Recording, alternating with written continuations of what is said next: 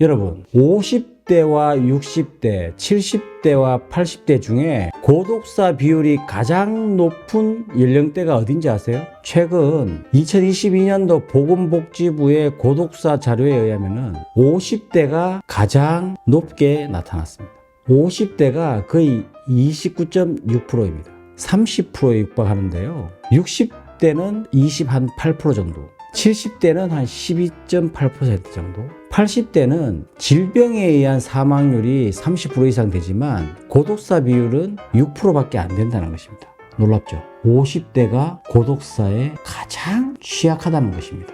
왜일까요? 50대 중년 남성들이 겪는 조기 퇴직, 명예퇴직, 희망퇴직 등 각종 퇴직 사유가 이 고독사로 이어지는데요. 이게 어떻게 이어지냐면은 퇴직하고 나서의 재취업이나 정상적인 경제생활이 이루어지지 않기 때문에 경제적인 어려움이 찾아옵니다. 근데 실제적으로 가정에서 보면 50대의 자녀들이 가장 돈이 많이 들어갈 때예요. 실제적으로 대기업에 있다 보면 뭐 대학 학자금이라든지 이런 게 다 나오지만 거기에서 이제 퇴직하게 되면 그 모든 것이 다 개인적으로 부담을 해야 되는데 이것이 경제적인 어려움이 결국은 가정을 부양하지 못하는 것으로 이렇게 나오는데 대부분 다가 이 책임감이 강한 우리 50대 분들이 그것에 대한 현실을 이 자존심이 허용하지 못한다는 거예요.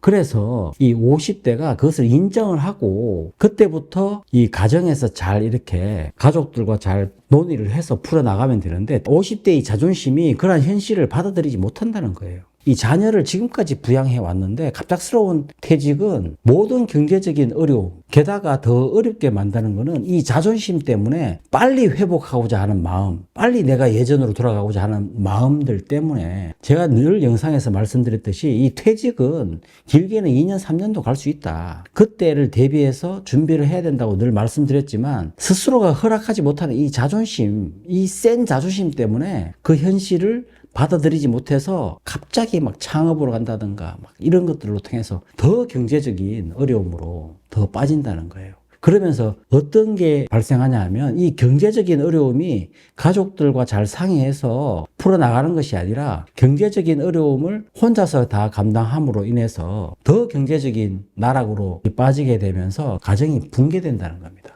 왜냐하면 아버지가 지금까지 이렇게 케어를 해주다가 못 해주면은 그냥 자식들은 아버지를 이렇게 밀어낸다는 거예요. 모든 면에서. 그러면 갑자기 찾아오는 정신적인 어려움들이 있습니다. 그 어려움으로 결국은 가정이 해체가 되고 이혼하게 되고 결국은 혼자 살게 되는 거예요. 아무도 돌봐주지 않는 혼자 살게 되는 게 가장 50대의 고독사 비율을 높이는 이유이기도 합니다. 결국은 50대에 찾아오는 조기 퇴직, 이 조기 퇴직으로 이 퇴직에 대한 소프트 랜딩이 없이 갑자기 그걸 인정하지 못하는 그 자존심, 그러한 현실을 받아들이지 못하는 그 자존심 때문에 경제적으로 더 어려워지는 이런 상황이 발생하면서 결국은 그것이 가정이 해체되는, 결국은 고독사로 빠지게 되는 게 가장 많다는 거예요. 그래서 이 50대가 고독사의 비율을 지금 30% 육박한다는 게 정말 가슴이 아프더라고요. 그 두 번째가 이 지금까지 열심히 일을 하면서 자신의 어떤 건강을 돌보지 않았다는 겁니다.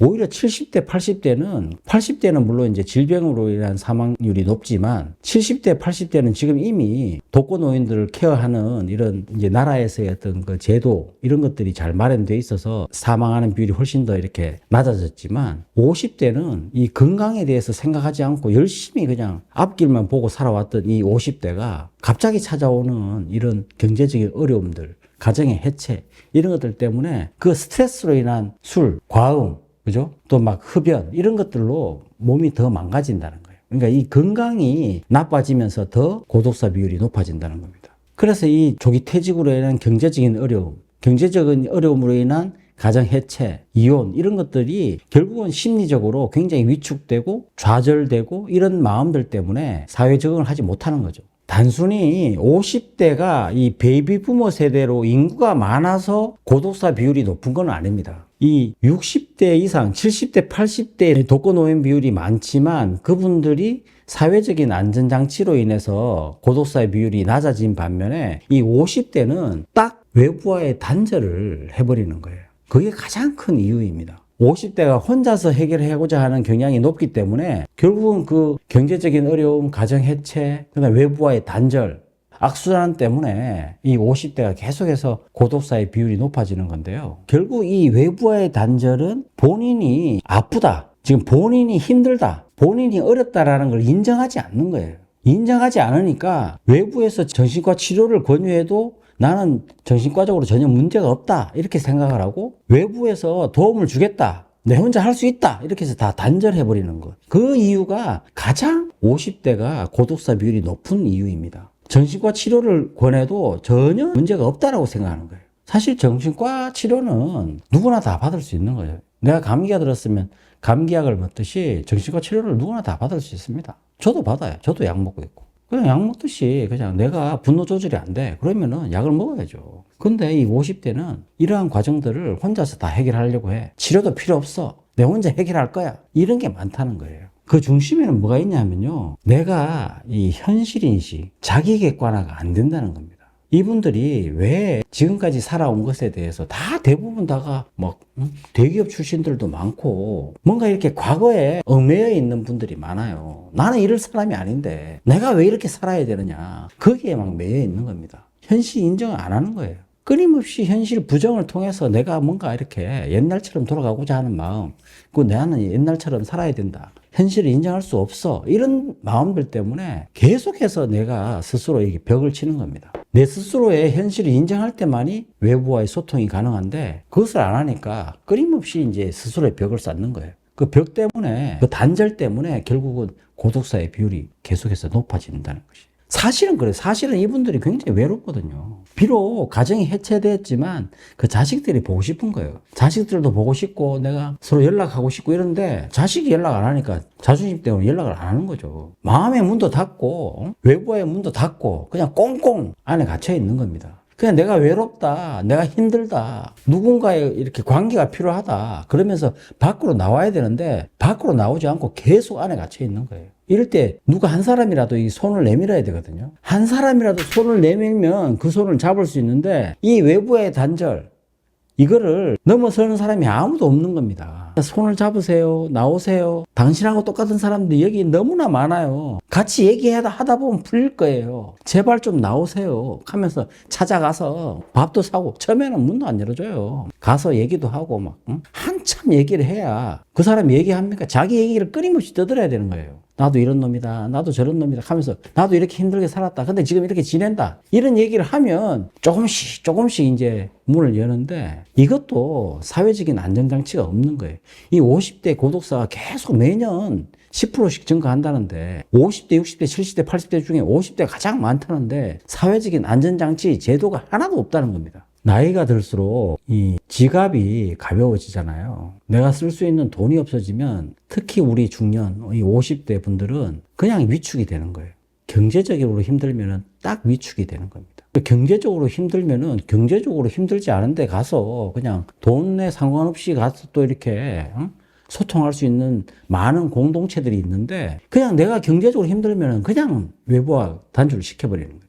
가족들하고도 단절시켜버리고 외로워하면서도 스스로 막 그냥 참고 버티는 거예요. 이 50대 분들의 또 특징이, 내가 회사 다니고 막 번듯하게 있으면은 또 막 이렇게 왕성하게 활동할 수 있는 사람인데, 끊겨지면은요, 내가 이렇게 살 사람이 아닌데 여기에 그냥 매몰되어 있으면서 그냥 전혀 한 발자국도 못 나가는 사람들이에요. 심리적으로 위축되니까 이렇게 새로운 만남을 전혀 만들어가지 못하는 겁니다. 이때는 필요한 것이 경제적으로 이해관계가 없는 분들하고 만나는 거예요. 그러면서 여러분들이 살아날 수 있는 겁니다. 경제적으로 힘들면서 가정이 해체되는 것도 문제지만, 그 가정이 해체된 상태에서 여러분들이 살 수 있는 방법은 경제적인 이해관계 없는 사람들을 통해서 여러분들이 살아나는 거예요.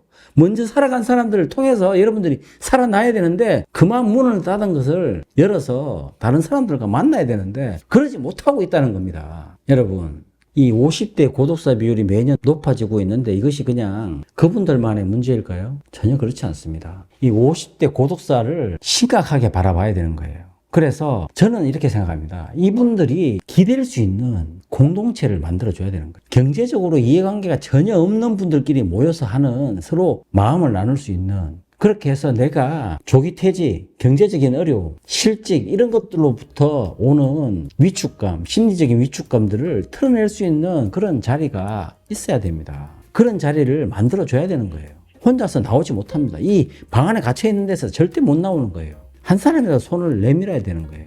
다시 지금까지 이렇게 살아왔던 거에서 택시 매닥이 있죠. 택시 매닥이 계산 안 될 때 다시 확 꺾어버리고 다시 빵빵빵에서 시작하는 겁니다. 여러분 힘이 돼 주셔야 되는 거예요. 여러분 주변에 50대 힘들어 하시는 분이 있다면 손을 내밀어서 누구나 다 겪는 은퇴, 퇴직이니까 너무 힘들어 하지 마시고 택시 매닥이 다시 꺾고 새롭게 한번 출발해보자 이렇게 말씀을 드려야 되는 거예요. 여러분 아시겠죠?